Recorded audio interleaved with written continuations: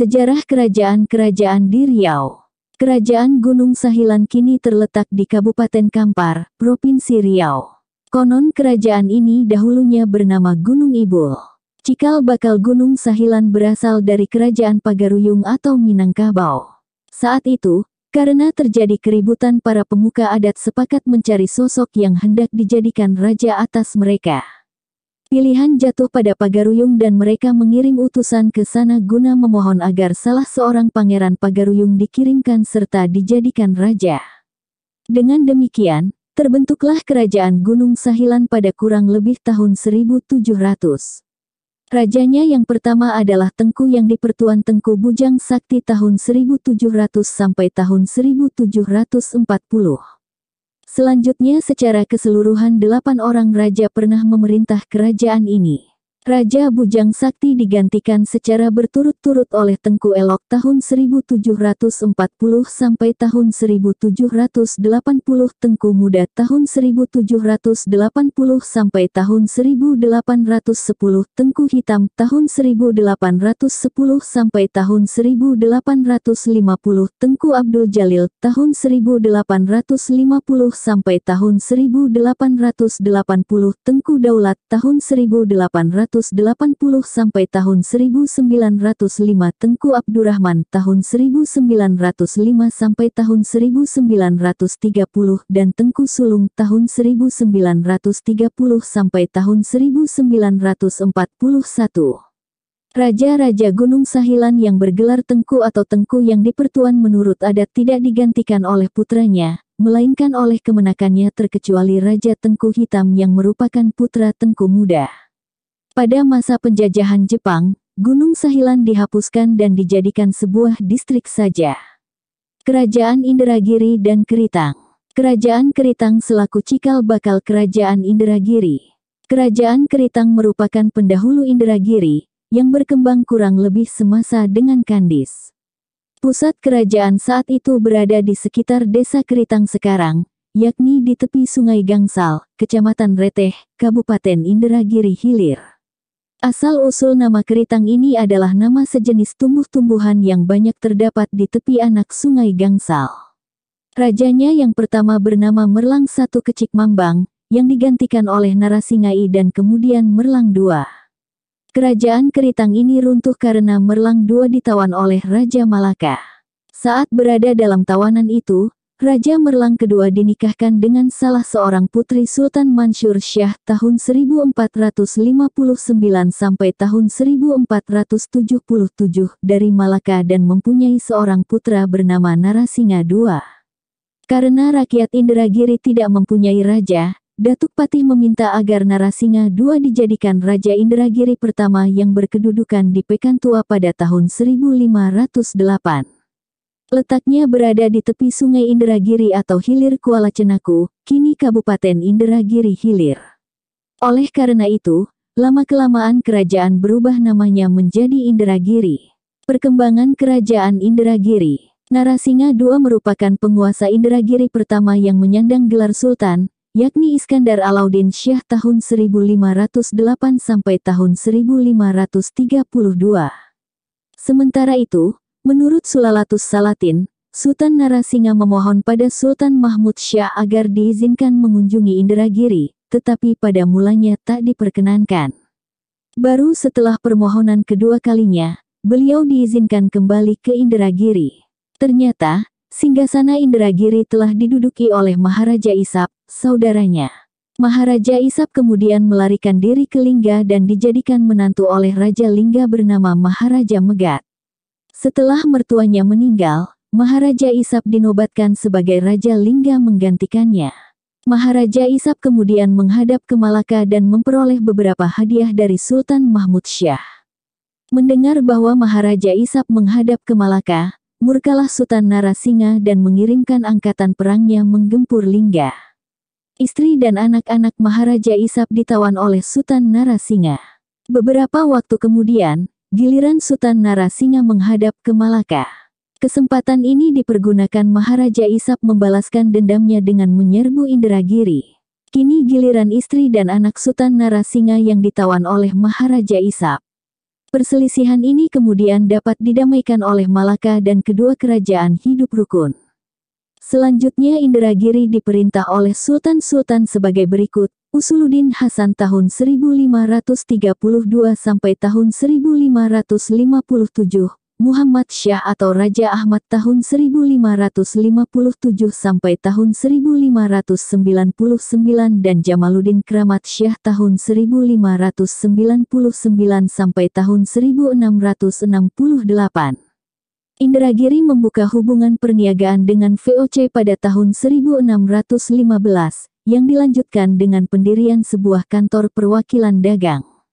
Meskipun demikian, kantor tersebut ditutup pada tahun 1622 karena kalah saingan dengan Portugis.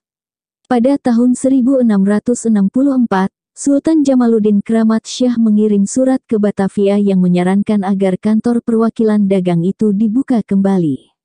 Belanda menanggapi surat tersebut dengan mengutus Johan van Wesenhage ke Indragiri. Pada intinya, Belanda sepakat membuka kembali kantor perwakilan dagangnya, asalkan diberi hak dalam berdagang lada dan juga bea cukainya dimurahkan. Sultan Indragiri menyetujui hal itu dan pada tanggal 28 Oktober tahun 1664, kantor perwakilan dagang Belanda dibuka kembali di Kota Lama, ibu kota kerajaan Indragiri. Jalaluddin Kramat Syah digantikan oleh Jamaluddin Sulaiman Syah tahun 1664 sampai tahun 1669, Jamaluddin Mudayat Syah tahun 1669 sampai tahun 1676, Usuluddin Ahmad Syah tahun 1676 sampai tahun 1687, Abdul Jalil Syah tahun 1687 sampai tahun 1700, Mansur Syah tahun 1700 sampai tahun 1704, Muhammad Syah tahun 1704 sampai tahun 1707, Musaf Fr Syah tahun 1707 sampai tahun 1715, dan Zainal Abidin atau Raja Ali tahun 1715 sampai tahun 1735. Penyerangan terhadap loji VOC di Kuala Cenako berlangsung semasa pemerintahan Sultan Usuluddin Ahmad Syah tahun 1676 sampai tahun 1687. VOC menuntut agar Sultan membawa ganti rugi atas rusaknya barang-barang mereka. Sebenarnya, sebagian barang-barang diselamatkan oleh Sultan. Kendati demikian, VOC menuntut agar Sultan Usuluddin Ahmad Syah mengirim utusan ke Malaka guna mengajukan permintaan maaf. Intrik kerajaan terjadi bersamaan dengan pemerintahan Sultan Muzaffar Syah tahun 1707 sampai tahun 1715. Pemicunya adalah sengketa antar pribadi karena masalah wanita, tetapi akhirnya mengarah pada perebutan kekuasaan. Mangkubumi berhasil membunuh Sultan Muzaffar Syah dan mengangkat dirinya sebagai Sultan dengan gelar Zainal Abidin tahun 1715 sampai tahun 1735. Karena khawatir putra-putra Sultan Muzaffar Syah yang dibesarkan di Pranab akan membalas dendam, Zainal Abidin berniat menghabisi nyawa mereka semua. Tetapi putra Sultan Muzaffar Syah sempat melarikan diri ke Pelelawan dan setelah itu mengungsi ke Johor, sehingga selamatlah nyawa mereka. Semasa pemerintahan Sultan Zainal Abidin, Minangkabau menyerang dari arah barat. Awalnya serangan ini merupakan gangguan keamanan biasa, namun intensitasnya semakin menghebat, sehingga mereka berhasil menguasai daerah Kuantan dengan Datuk Dubalang selaku pemimpinannya. Namun, Angkatan Perang Indragiri di bawah pimpinan Datuk Demang Lelo, Datuk Jomangkarto, dan Datuk Lelo Diraja berhasil menghalau mereka. Sebagai penghargaan atas jasa mereka, masing-masing diangkat sebagai penguasa di Pranab, Baturijal Hulu, dan Baturijal Hilir.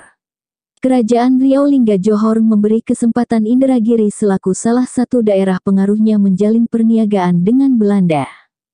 Semasa pemerintahan Sultan Hasan Salahuddin tahun 1735 sampai tahun 1765, penguasa Indragiri ke-16, dilakukan penyempurnaan terhadap Undang-Undang Indragiri yang telah diletakkan dasarnya oleh Narasinga, Raja Indragiri pertama. Semasa pemerintahannya terjadi pula persengketaan dengan kerajaan Minangkabau Pagaruyung. Guna menghadapi orang-orang Minangkabau tersebut, Sultan Hasan Salahuddin meminta bantuan Sultan Mahmud Syah ketiga dari Johor Riau Lingga. Oleh karena itu, diutuslah Raja Haji ke Indragiri untuk membantu kerajaan tersebut, sehingga akhirnya pasukan Minangkabau dapat dipukul mundur. Sebagai imbalan atas bantuan itu, Indragiri menyerahkan daerah-daerah Mandah, Igal, Pelanduku, Bantayan, Balaras, Kateman, Gaun Anak Serka, dan Reteh. Sementara itu, daerah empat suku, yakni Sungai Keritang, Sungai Akar, Sungai Belimbing, dan Rantau Sungai Deras hanya diminta menyerahkan saja hasil buminya pada Johor Riau Lingga. Sultan Hasan Salahuddin pernah pula memindahkan ibu kotanya ke Japura pada tahun 1765.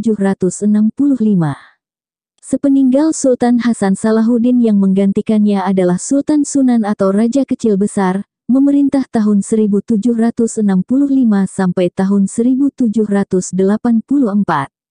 Perpindahan terjadi lagi pada tanggal 5 Januari tahun 1815 di bawah pemerintahan Sultan Ibrahim tahun 1784 sampai tahun 1815, Raja Indragiri ke-18 Sultan Indragiri ke-15. Sultan Ibrahim ini juga pernah berperang dengan Raja Haji di Teluk Ketapang pada tahun 1784. Singgasana Indragiri kemudian diduduki secara berturut-turut oleh Raja Mun tahun 1815 sampai tahun 1827 dan Raja Umar tahun 1827 sampai tahun 1838, gelar Sultan berjanggut keramat. Dalam kurun waktu ini kerap terjadi perseteruan antar kerabat kerajaan Indragiri. Raja Mun berselisih dengan Sultan Said tahun 1838 sampai tahun 1876, Raja Indragiri ke-21, yang dapat diselesaikan berkat mediasi Raja Abdurrahman paman Raja Said. Selain itu, timbul pula perselisihan antara Sultan Said dengan Raja Muda Jumahat. Sultan Said meminta bantuan Belanda menengahi permasalahan tersebut. Oleh karenanya, Belanda lalu mengadakan perundingan dengan mengundang pihak-pihak yang bertikai. Belanda menurunkan delegasinya yang beranggotakan Coleman residen Belanda di Tanjung Pinang, Walberen kepala bea cukai di Tanjung Pinang, dan De Perez asisten residen di Bengkulu. Sementara itu dari pihak Indragiri hadir Raja Muda Jumahat yang didampingi Raja Muda Abdurrahman. Dengan penanda tanganan Traktat Perdamaian dan Persahabatan, Traktaat van Vrede en Vriendschap pada tanggal 27 September tahun 1838, permusuhan ini secara resmi diakhiri. Meskipun demikian, peristiwa ini merupakan awal campur tangan Belanda dalam mencampuri roda pemerintahan Indragiri.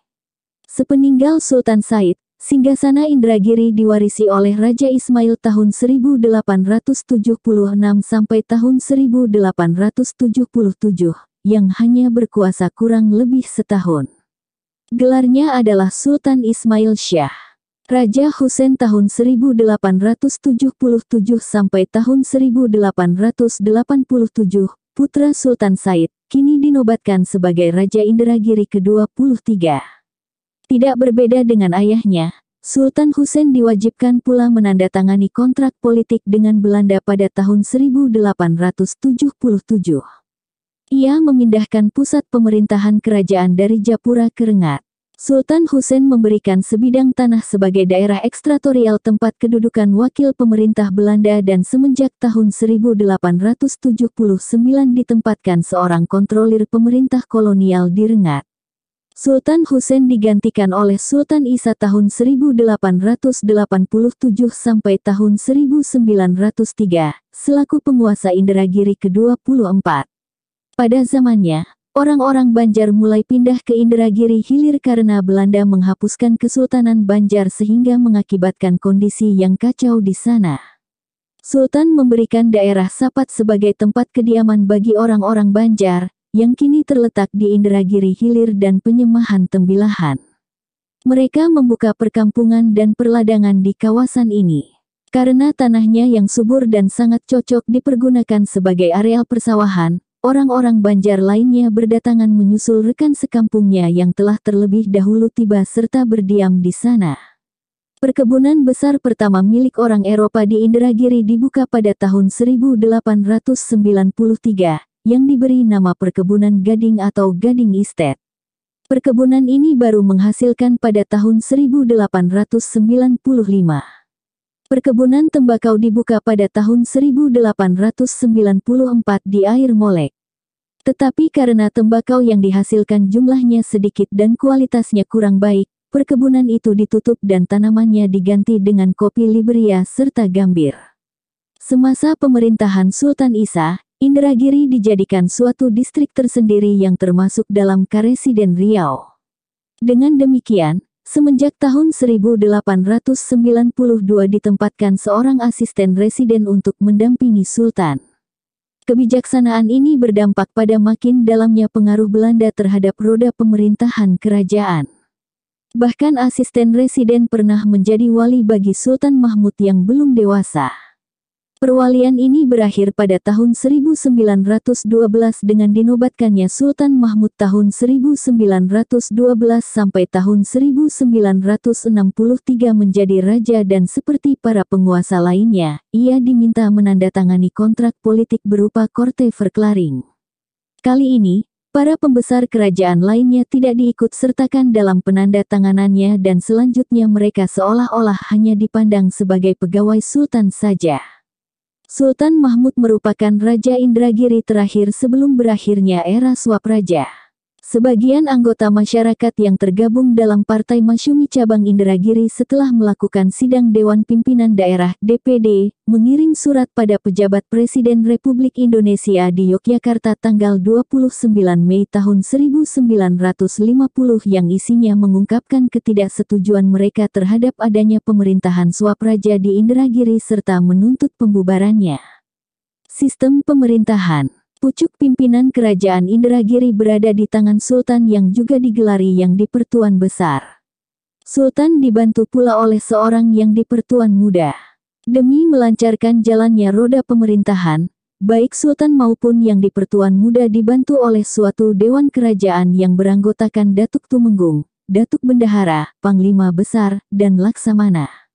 Sementara itu, pejabat-pejabat tinggi lainnya adalah Bentara Luar, Bentara Dalam, Majalela, Panglima Muda, dan lain sebagainya. Wilayah kerajaan Indragiri masih dibagi lagi menjadi berbagai daerah, seperti Tiga Lorong, Pucuk Rantau, Genaku, Gangsal, Tiga Balau, dan Batinnan 6 suku.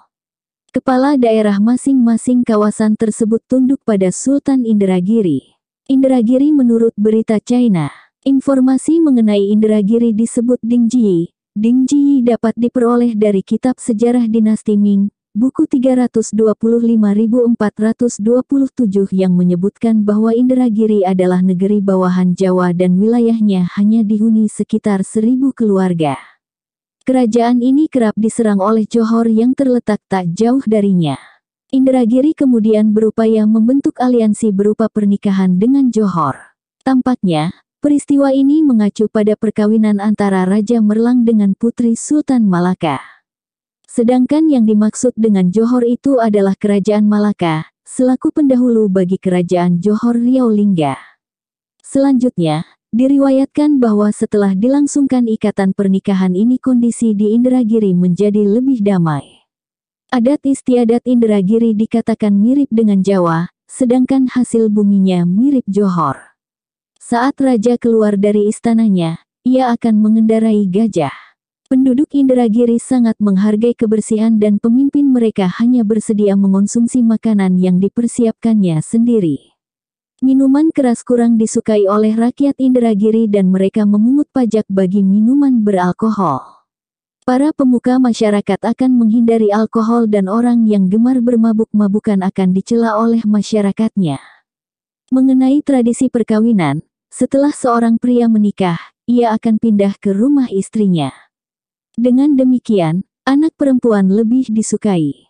Masih menurut berita di atas, rakyat Indragiri akan membakar jenazah orang yang meninggal. Sehubungan dengan perdagangan, disebutkan bahwa rakyat Indragiri sangat jujur dalam berdagang. Sumber China lainnya adalah Dongqi Yang Cao dari dinasti Ming yang berangkat tahun 1618. Di dalamnya disebutkan bahwa kegiatan perdagangan dengan orang-orang Tionghoa hanya dilakukan dari atas kapal. Dengan kata lain, penduduk negeri itu akan naik ke atas kapal untuk melakukan transaksi. Kebiasaan penduduk di sini dikatakan lebih baik dibanding Johor dan harga barang juga lebih murah. Tetapi, sejak negeri ini diinvasi oleh Johor, kondisi pedagang asing tidak lagi aman sehingga sebagian besar dari mereka tidak lagi singgah di sana.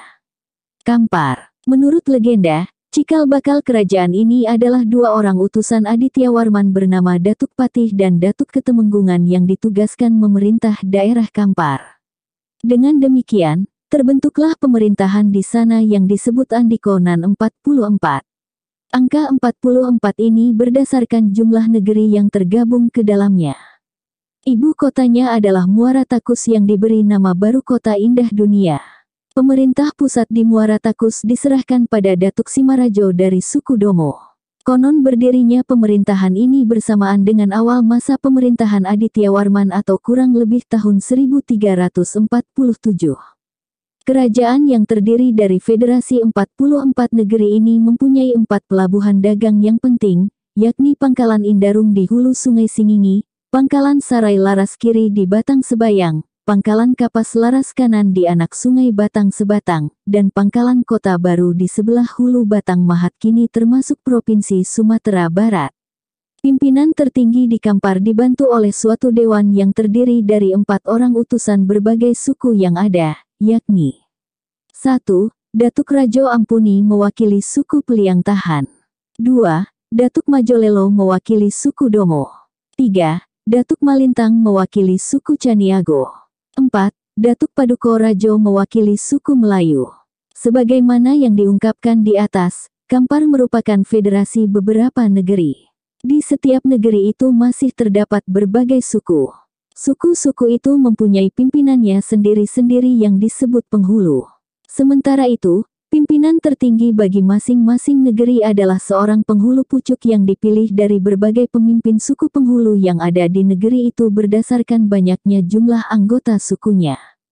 Dalam menjalankan tugasnya, seorang penghulu dibantu oleh seorang hulu balang, menteri, dan pendito yang mengurusi masalah keagamaan. Sejarah Kerajaan Kepenuhan kini terletak di Kecamatan Kepenuhan, Provinsi Riau. Berdirinya Kerajaan Kepenuhan diawali oleh perang saudara berlarut-larut di Kerajaan Johor sehingga rajanya bernama Raja Purba mengungsi dari kampung halamannya dengan membawa serta 11 orang anaknya.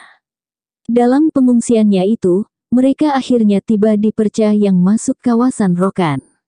Mereka lantas berniat menetap di sana dengan sebelumnya meminta izin terlebih dahulu pada raja yang menguasai tanah tersebut. Oleh karenanya, mereka kemudian menghadap Raja Tambusai, yakni Sultan Abdullah. Raja Tambusai ternyata mengizinkan mereka menetap dan membuka negeri baru di wilayah kekuasaannya. Pada kesempatan itu, Raja Tambusai berniat membagi mereka menjadi 7 suku. Meskipun demikian, karena anaknya ada 11 orang, Raja Purba merasa keberatan. Ia menyatakan bahwa ke-11 orang anak itu dikasihinya tanpa terkecuali dan memohon pada Raja Tambusai agar kaumnya itu dibagi menjadi 11 suku saja. Memahami alasan Raja Purba, Sultan Abdullah lantas menyetujuinya. Setelah tiada lagi ketidaksepakatan di antara mereka, diadakanlah suatu perjanjian agar mereka beserta keturunan mereka hidup rukun. Raja Purba beserta kaumnya meninggalkan tempat kediaman Raja Tambusai dan tiba di Kuala Batang Sosah. Ia berniat mendirikan negerinya di sana, tetapi ada 4 orang anak yang tak setuju. Itulah sebabnya demi menengahi perselisihan tersebut mereka kembali menghadap Raja Tambusai. Sebagai penyelesaiannya, Raja Tambusai membagi para pengikut Raja Purba menjadi 2. 7 suku yang sepakat dengan Raja Purba mendirikan perkampungan mereka di Kuala Batang Sosah, sedangkan 4 sisanya membangun pemukiman di Pulau Antar. Para pengikut Raja Purba membangun istana, rumah-rumah penduduk, dan perlengkapan lainnya di Kuala Batang Sosah. Tetapi, Setelah istana selesai, Raja Purba tidak bersedia menempatinya dan malahan meminta dibuatkan rakit besar yang indah serta lebih memilih berdiam di sana. Pada perkembangan selanjutnya, Raja Purba berubah sikap dan gemar memaksa siapapun wanita yang dikehendakinya agar memuaskan nafsunya. Pemuka suku Nan 7 merasa bahwa perbuatan Raja Purba itu sudah melampaui batas dan tak sepantasnya dilakukan oleh seorang raja. Kendati demikian, karena tak mengetahui hukuman apa yang pantas dijatuhkan pada Raja Purba, mereka lantas mengundang suku Nan 4 bermusyawarah. Kedua kaum itu belum juga menyepakati hukuman yang hendak dijatuhkan sehingga mereka akhirnya menghadap Raja Tambusai. Pertemuan ini sia-sia, karena Raja Tambusai juga tak sanggup mengusulkan apa-apa sehingga ke-11 suku ini terpaksa pulang tanpa membuahkan hasil. Di tengah perjalanan, mereka sepakat menghadap Raja Kunto, yang menyatakan bahwa perbuatan semacam itu memang tak pantas dilakukan oleh seorang raja. Ia bersedia membantu mereka membunuh Raja Purba dengan perjanjian bahwa seisi kapal kelak akan menjadi miliknya. Setelah Raja Purba berhasil dibinasakan, mereka menghadap Raja Tambusai guna memohon seorang raja baru. Raja Tambusai ketika itu, yang di Pertuan Tua hanya memiliki seorang saudara perempuan bernama Tuk Permaisuri. Beliau lantas menitahkan saudarinya itu menjadi penguasa di Kepenuhan selaku pengganti Raja Purba. Tuk Permaisuri menikah dengan Raja Aru. Pernikahan ini membuahkan 2 orang putra, tetapi hanya satu saja yang disebutkan namanya sebagai pengganti Raja Aru, yakni Datuk Negeri Tingga. Rangkaian raja yang memerintah Kepenuhan berikutnya adalah Marhum Sultan Sulaiman, Tuk Marhum Kayo, Tuk Marhum Sultan Makulah yang dahulu, Tuk Sultan Makulah yang dahulu, Tuk Marhum Sultan Sulaiman, Sultan Makulah, Sultan Sulaiman yang di Pertuan Muda. Sepeninggal Sultan Sulaiman yang di Pertuan Muda, kondisi Kepenuhan mengalami kekacauan, sehingga pemuka masyarakat bernama Datuk Bondo Awo Sakti berniat meminta salah seorang kerabat kerajaan Pagaruyung agar dijadikan raja di Kepenuhan.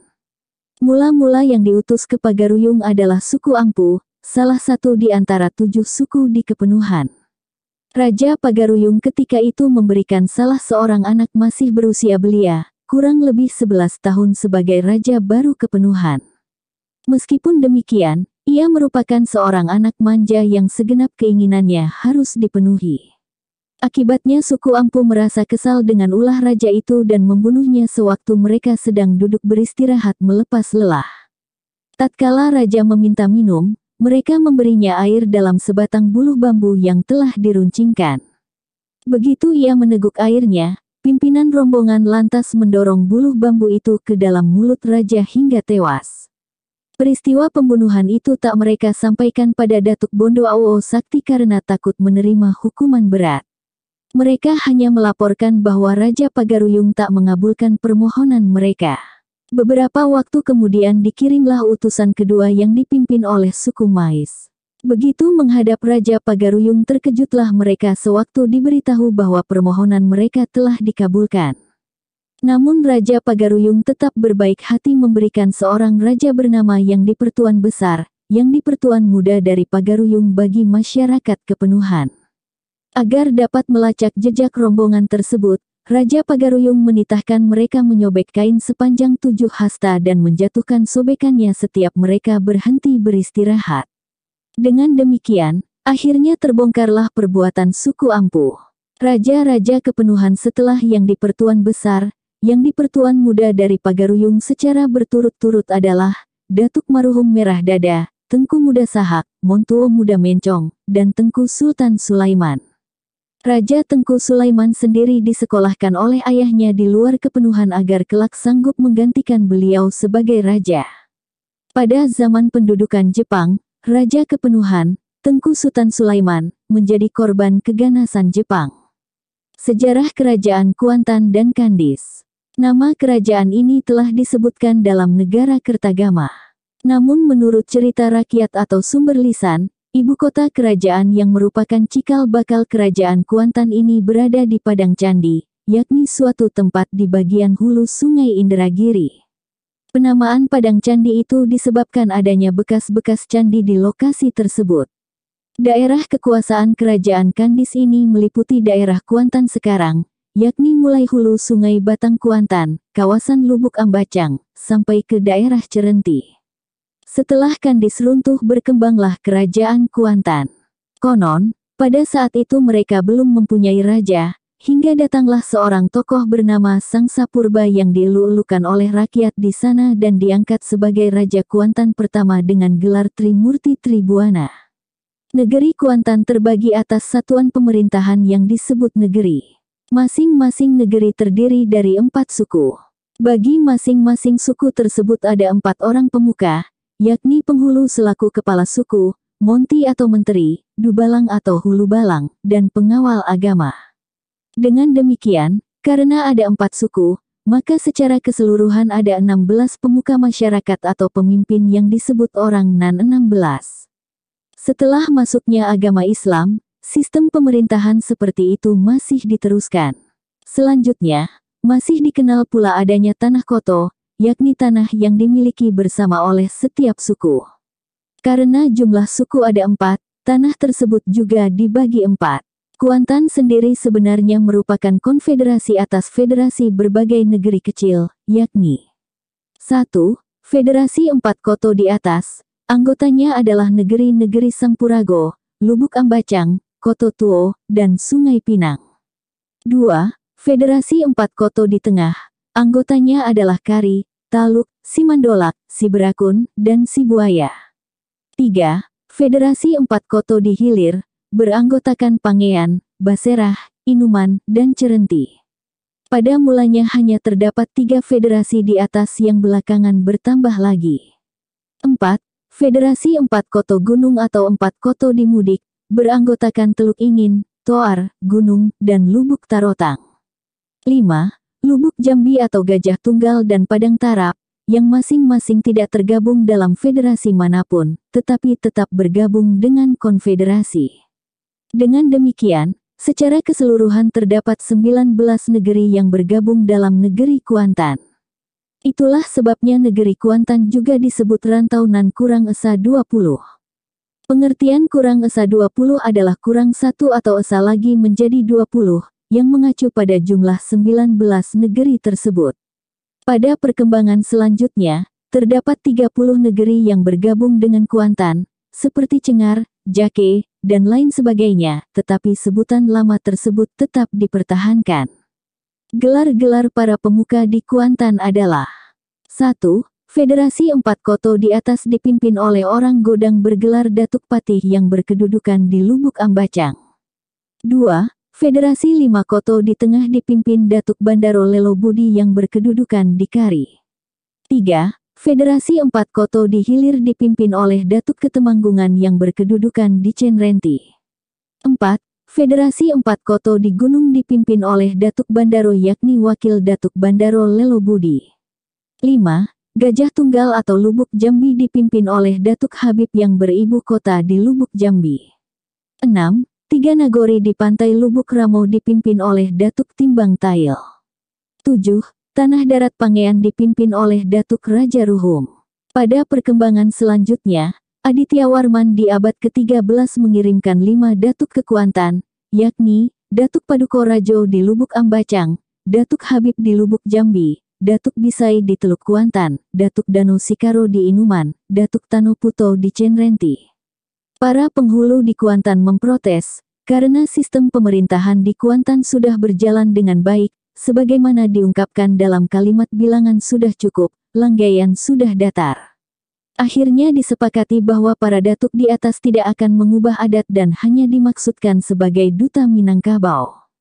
Pada akhir abad ke-19 dan awal abad ke-20, yang berkuasa di Kuantan adalah sebagai berikut. 1. Datuk Dano Puto di 4 koto di hilir Cenrenti. 2. Datuk Dano Sukaro di 4 koto di hilir Inuman. 3. Datuk Muda Bisai di 4 koto di tengah. 4. Datuk Bendaharo di 4 koto di gunung. 5. Datuk Paduka Rajo di 4 koto di Mudik Lubuk Ambacang. 6. Datuk Habib di 5 koto di Lubuk Jambi. 7. Datuk Rangkayo Matair di 3 kota di Lubuk Ramo. 8. Ongku Sutan Raja di 4 koto di hilir. Para penguasa Kuantan di atas bergelar orang Gedang. Mereka turut pula berpartisipasi mengokohkan pengangkatan guru-guru sekolah desa. Kemajuan pendidikan mencapai Kuantan pada tahun 1918 dengan dibukanya sekolah desa di Gunung, Lubuk Ambacang, Sentajo, Ibul, Pantai Lubuk Ramo, dan Bensi. 2 tahun kemudian 1920 sekolah-sekolah desa berdiri di Pangean, Kotorajo, Cenrenti, dan Inuman. Menurut Rusli Amran, Raja seluruh Kuantan mula-mula berkedudukan di Baserah dan setelah itu dipindahkan ke Cenrenti. Ketika itu, yang berkuasa di Kuantan pada kurang lebih abad ke-19 adalah Yang di-Pertuan Pandak dengan gelar Yang di-Pertuan Sakti. Menjelang akhir Perang Padri yang berkuasa di Kuantan adalah Yang di-Pertuan Putih atau Raja Abdullah, yakni pengganti Yang di-Pertuan Sakti.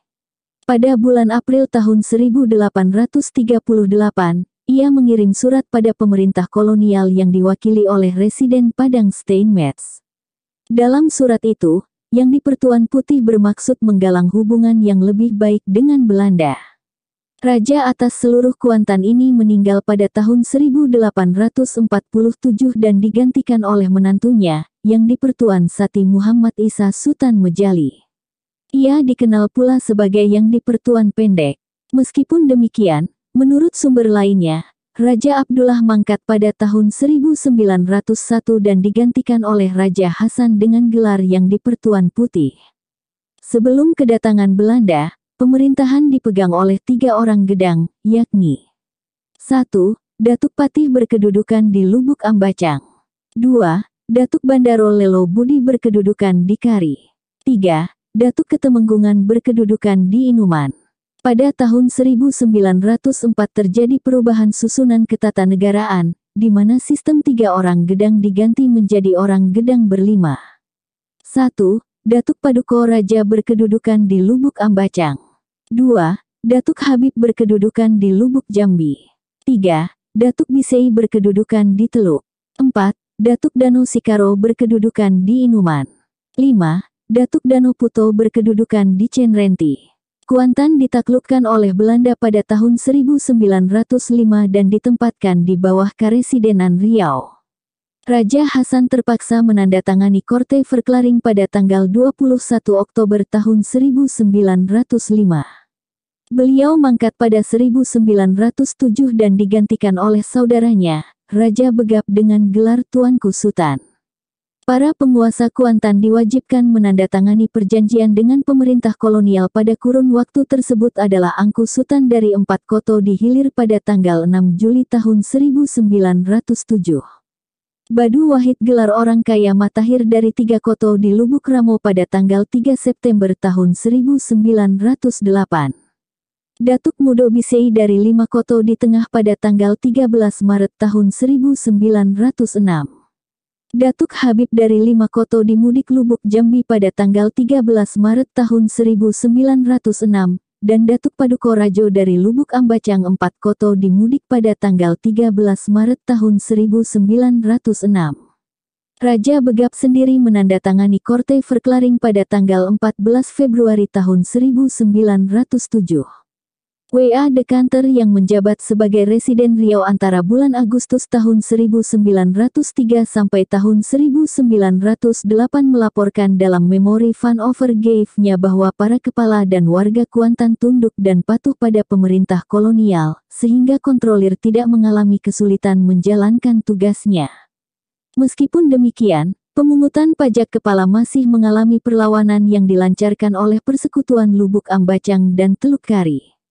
Hal ini menurut Dekanter terjadi karena pengaruh pantai barat Sumatera, yang belum mengenal pajak sebagaimana diberlakukan di Kuantan. Berdasarkan keputusan Residen bulan November tahun 1907 nomor 319 ditetapkanlah aturan mengenai pajak kepala dan pengelolaan kas daerah. Di samping itu, akan diatur pula mengenai kerja wajib. Pada masa W.J. Rahder yang menggantikan Dekanter pada tanggal 10 Juli tahun 1908 permasalahan pajak tampaknya telah berhasil diatasi. Dalam memori Van Overgave-nya, W.J. Rahder menulis bahwa situasi di Kuantan tidaklah menimbulkan kesulitan. Pemungutan pajak berjalan lancar karena penduduk menyadari arti pentingnya bagi mereka. Di samping itu, kelancaran tersebut juga didukung penempatan 60 serdadu kolonial di Taluk yang dipimpin oleh 2 orang perwira. Peraturan peradilan di distrik Kuantan belum berhasil disusun saat itu, di mana hal ini dinyatakan dalam surat Sekretaris 1 Pemerintah tertanggal tanggal 10 Februari tahun 1908. Pemerintah kolonial akan mengambil alih tugas penyusunan itu. Rahder menyarankan pula agar peraturan peradilan di Kuantan mencontoh peraturan di Ondraf Diling Kampar Hulu. Raja Begap mangkat pada tanggal 31 November tahun 1932 dan digantikan oleh Raja Ismail dari Empat Koto di Hilir yang menandatangani Korte Verklaring pada tanggal 11 Oktober tahun 1938 dan dikukuhkan kedudukannya tanggal 22 Maret tahun 1939. Paham gelar Datuk Habib Tua dari 5 Koto di Mudik yang dikukuhkan kedudukannya tanggal 23 Januari tahun 1932. Rasu gelar Datuk Paduka Rajo dari 4 Koto di Mudik, dan Jusit gelar Datuk Raja Ruhum yang dikukuhkan kedudukannya tanggal 23 Januari tahun 1932. Sementara itu Badu Wahid dan Datuk Mudo Bisei masih memerintah di daerahnya masing-masing. Sejarah Kerajaan Kunto Daressalam. Kerajaan yang beribu kota di Koto Lamo ini, kini terletak di Kecamatan Kunto Daressalam, Kabupaten Rokan Hulu, Provinsi Riau. Tokoh agama Islam terkemuka di kerajaan ini adalah Syekh Burhanuddin, yang wafat pada tahun 1601. Kendati demikian, tidak ada keterangan yang dapat dipercaya tentang Syekh Burhanuddin yang bermakam di Kunto, karena makam itu baru ditemukan sekitar tahun 50-an, ketika harimau mengganas di Kunto. Sewaktu ditemukan oleh Tuan Syekh Ismail Suraugading dalam sebuah upacara tolak bala harimau di Kunto ketika itu, tidak pernah disebutkan bahwa makam itu adalah makam Syekh Burhanuddin. Menurut diagram silsilah Raja-Raja Kunto Daressalam yang digambar ulang oleh Bapak Junaidi Syam, semasa pemerintahan Sultan Syaifuddin, Raja Tambusai kelima datanglah raja dari Johor. Ia memiliki 2 orang putra, yakni Sultan Ganjuik atau Ganjut, dan Sultan Rimau atau Harimau. Sultan Ganjuik berdiam di Tambusai, sedangkan saudaranya Sultan Rimau menjadi Raja Kunto pertama. Raja-raja selanjutnya yang memerintah Kunto Daressalam adalah sebagai berikut. Tengku Panglima Besar Kahar yang di Pertuan Besar pertama tahun 1878 sampai tahun 1885. Tengku Syarif yang di Pertuan Besar kedua tahun 1885 sampai tahun 1895. Tengku Ali Kasim yang di Pertuan Besar ketiga tahun 1895 sampai tahun 1905. Tengku Ali Tandun yang di Pertuan Besar keempat tahun 1905 sampai tahun 1910, Tengku Ishak yang di Pertuan Muda kelima tahun 1910 sampai tahun 1921, Tengku Ali Muhammad Tengku Panglima Besar ke-6 tahun 1921 sampai tahun 1925, Tengku Kamarudin Tengku Sultan Mahdum ke-7 tahun 1925 sampai tahun 1935, dan Tengku Mali Tengku Pangeran ke-8 tahun 1935 sampai tahun 1942. Raja Tengku Mali Tengku Pangeran menurut Regerings Almanak menerima pengukuhan dari pemerintah kolonial pada tanggal 22 Februari tahun 1933. Semasa penjajahan Jepang, ia ditawan dan dibunuh oleh Jepang. Sejarah Kerajaan Pelelawan. Cikal bakal Kerajaan Pelelawan adalah kerajaan Pekan Tua yang didirikan oleh Maharaja Indra sekitar tahun-tahun 1380 sampai tahun 1420. Ia digantikan oleh Maharaja Pura tahun 1420 sampai tahun 1445. Maharaja Laka tahun 1445 sampai tahun 1460, Maharaja Sisya tahun 1460 sampai tahun 1480, Maharaja Jaya tahun 1480 sampai tahun 1505, dan Munawar Syah tahun 1505 sampai tahun 1511. Kerajaan Pekan Tua pernah dikalahkan serta dijadikan vasal Kerajaan Malaka. Semenjak itu, nama kerajaan diganti menjadi Pekan Tua Kampar. Saat Raja Abdullah tahun 1511 sampai tahun 1515 yang menggantikan Sultan Munawar Syah naik tahta, ia juga menghadap Sultan Mahmud Syah I dari Malaka dan dinikahkan dengan saudari Sultan Mahmud Syah I. Tetapi ketika Malaka diduduki oleh Portugis pada tahun 1511 dan Sultan Mahmud Syah melarikan diri serta mendirikan kerajaan Johor Riau Lingga, Sultan Abdullah tidak bersedia lagi menghadap. Karena itu, Sultan Mahmud Syah bangkit amarahnya dan mengirimkan pasukan di bawah pimpinan Panglima Seri Amara Bangsa guna menghukum Raja Abdullah. Sultan Abdullah meminta bantuan Portugis dan dapat memukul mundur pasukan Sultan Mahmud Syah. Setelah itu, Portugis mengirim utusan mengundang Sultan Abdullah ke Malaka. Sultan Mahmud Syah melayangkan tuduhan bahwa Portugis hendak menyerahkan Malaka pada Abdullah. Tuduhan ini barangkali merupakan salah satu penyebab dibunuhnya Sultan Abdullah di depan umum, kendati disangkal oleh Sultan Mahmud Syah sendiri. Sepeninggal Sultan Abdullah terjadi kekosongan kekuasaan di Pekan Tua Kampar, sehingga sewaktu Sultan Mahmud Syah tiba di sana, ia langsung dinobatkan sebagai Raja negeri tersebut tahun 1526 sampai tahun 1528.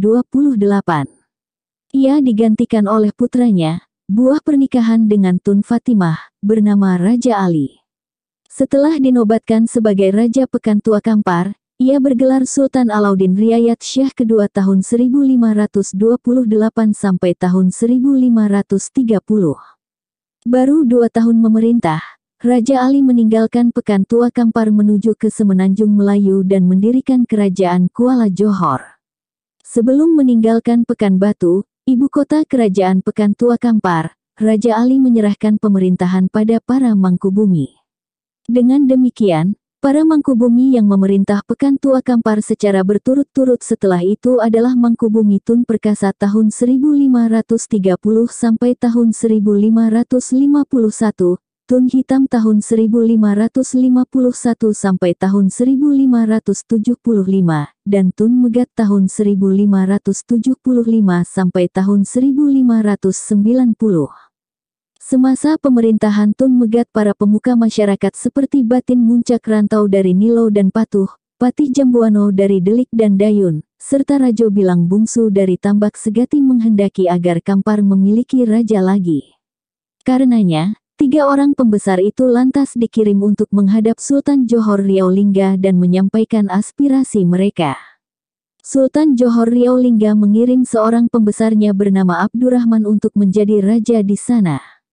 Setelah diangkat sebagai Raja Kampar, Abdurrahman digelari Maharaja Dinda pertama tahun 1590 sampai tahun 1630 dan berkedudukan di Pekan Tua. Perkembangan kerajaan Pelelawan Maharaja Lela pertama atau Maharaja Lela Utama tahun 1675 sampai tahun 1686, memindahkan ibu kota Kampar ke Tanjung Negeri dan berupaya memajukan perekonomian rakyat. Oleh karenanya, kerajaan ini lantas diganti namanya menjadi Tanjung Negeri. Ia membina pula hubungan diplomatik dengan Kuantan dan Siak. Maharaja Lela Utama digantikan secara berturut-turut oleh Maharaja Wangsa Jaya tahun 1686 sampai tahun 1691 dan Maharaja Muda Lela tahun 1691 sampai tahun 1725.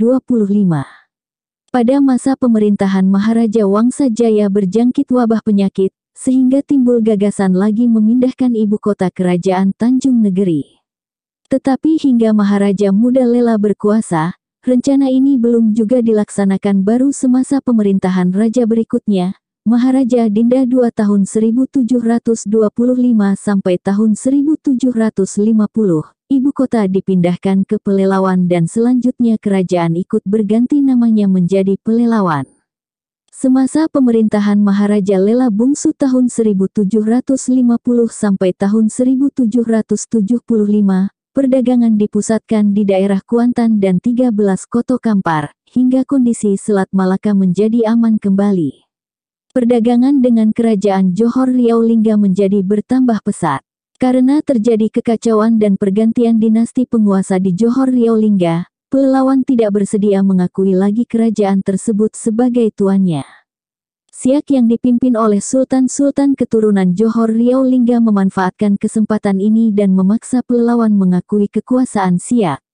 Tetapi Maharaja Lela II tahun 1775 sampai tahun 1798 yang menggantikan Maharaja Lela Bungsu dengan tegas menolaknya. Akibatnya, pecah peperangan dengan Siak yang saat itu dipimpin oleh Raja Said di mana Siak di bawah kepemimpinannya sedang berambisi melakukan perluasan wilayah besar-besaran. Serangan pertama berhasil dipatahkan oleh pelelawan. Kendati demikian, serangan kedua di bawah pimpinan Said Abdurrahman dan Said Ahmad berhasil mengalahkan angkatan perang Maharaja Lela II.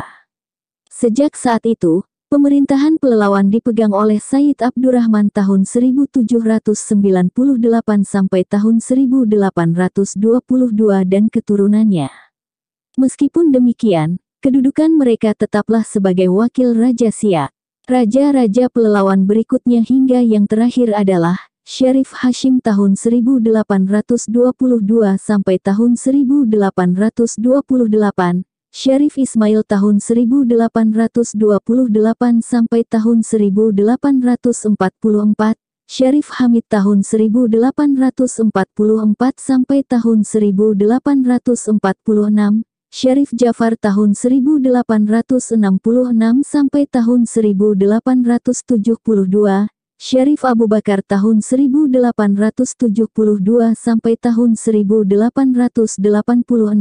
Tengku Sontol Said Ali tahun 1886 sampai tahun 1892, Syarif Hashim II tahun 1892 sampai tahun 1930, Tengku Said Osman Pemangku Sultan, memerintah tahun 1930 sampai tahun 1941, dan Syarif Harun tahun 1941 sampai tahun 1946. Pada tanggal 4 Februari tahun 1879, Syarif Abu Bakar menandatangani kontrak politik dengan Belanda, yang menandai masuknya negeri tersebut ke dalam payung kekuasaan Hindia Belanda. Sultan Tengku Sontol Said Ali pernah membangun istana sayap yang baru selesai pada masa pemerintahan penggantinya, Syarif Hashim II. Sejarah Kerajaan Rambah. Kerajaan Rambah merupakan salah satu kerajaan yang berada di Rokan Hulu dan beribu kota di Pasir Pengarayan. Kini terletak di Kecamatan Rambah, Provinsi Riau. Cikal bakal Raja Rambah adalah Muhammad Zainal atau Sultan Jenal dari Tambusai. Beliau menikah dengan Intan Raja Dalam yang berasal dari Kepenuhan. Putra beliau adalah Abdul Kayo yang di Pertuan Jumadil Alam beserta Gapar Alam yang di Pertuan Jumadil Alam Raja Rambah pertama. Mereka masing-masing menjadi raja di Tambusai dan Rambah. Gapar Alam menikah dengan Kasum Putri dan berputra Mangku Alam yang di Pertuan Jumadil Alam selaku Raja Rambah kedua. Mangku Alam menikah dengan Bulan Siti Godang, di mana pernikahan mereka dikaruniai seorang putra bernama Tunggal Kuning yang di Potuan Bosa. Beliau kemudian menjadi Raja Rambah ketiga. Tunggul Kuning menikah dengan Godang, Maimunah Rajo Porompuan, dan Siti Jairji Rajo Siti asal Rokan 4 Koto. Pernikahan dengan Godang dikaruniai putra bernama Tongku Sultan Zainal yang di Potuan Bosa 4. Ia kelak diangkat sebagai Raja keempat.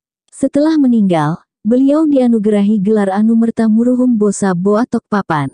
Putranya dengan Majonun Siti Dualam bernama Sulong Bahar Sultan Zainal yang di Potuan Bosa 5 menjadi raja berikutnya.